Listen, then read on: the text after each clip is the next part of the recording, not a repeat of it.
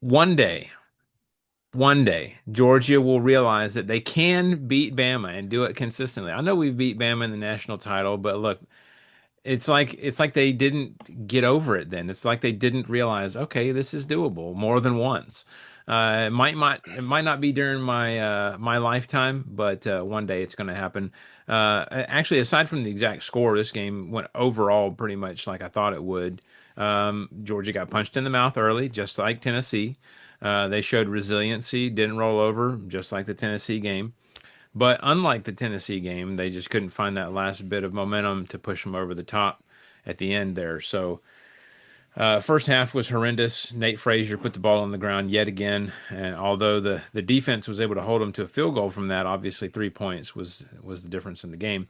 It's a shame because he's a talented back. He's just really struggles with fumbles, and so man, I heard Kirby mention that just has a lot to do with just confidence and how he's holding the ball and all that stuff. So I don't know what needs to happen, but it would be great to have him back as a list in the list of reliable backs. So the D line couldn't get any pressure on Ty Simpson. There's a direct correlation between the lack of pressure and the consistent chunk plays by Alabama. The DBs couldn't cover anybody once again. We saw this in the Tennessee game, which is why it was Hmm. key to get that pressure. When you don't get that pressure, bad things are going to happen. Defense as a whole couldn't wrap up and finish tackles. We saw that where they would. There were several instances where Bama runs that should have been 2 or 3 yards ended up being 7, 8, 9 yards and even longer. Now, to their credit, the defense cleaned things up and held Bama scoreless in the second half. But here's kind of where the coaching blunders happened.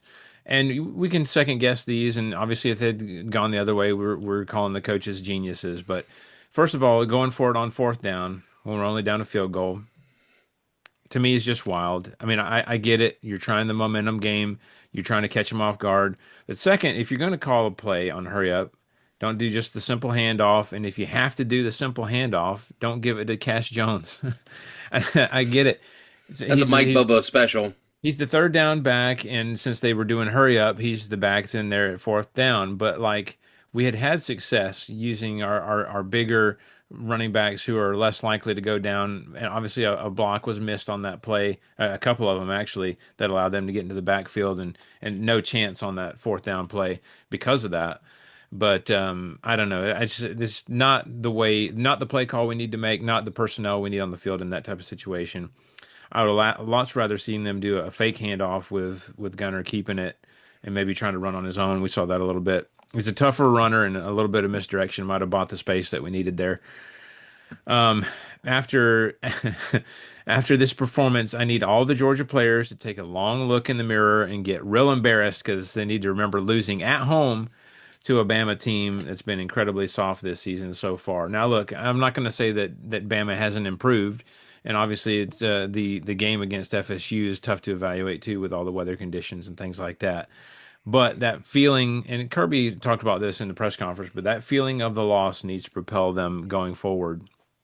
So keep in mind, Georgia's got plenty of games left on the schedule that could go south. Auburn's always a wild card, especially on the road. Ole Miss looks really good right now.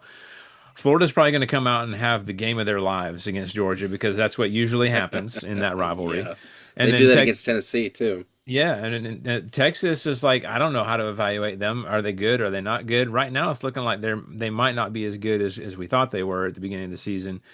But who knows? We'll see how that goes. We do have them at home, so that helps. And then we end the season against Georgia Tech, and we know that Brent Key's hatred for Georgia is so great that he's made it his own personal goal to focus on Georgia every year. So, who knows what's going to happen with that one? The margin for error is really slim right now. I'm not saying Georgia can't make it to the playoffs with two, possibly three losses, but man, you've made it tough on yourself at this point. So, um, that's really all I got to say. Obviously, I'm venting a little bit here too.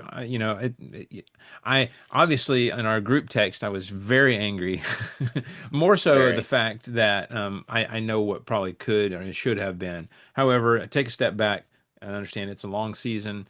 There's plenty of opportunity, but man, made it tough on ourselves.